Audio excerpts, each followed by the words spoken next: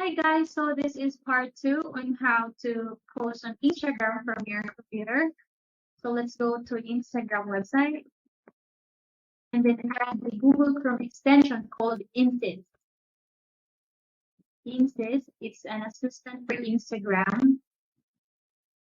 And all you need to do is sign up and link your Instagram account here and it will route you here and it's so easy to use. There's a free version and a paid version, but even though you're using the free version, you can still enjoy the app while using the free version.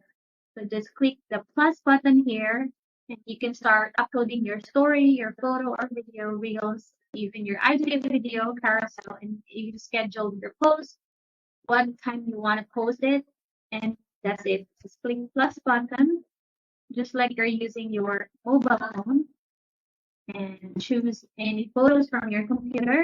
Open, next, next, and then you can add the caption here. And after that, just click hashtag assistant.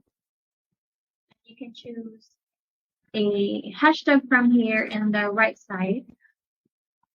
Click that, and it will pop up there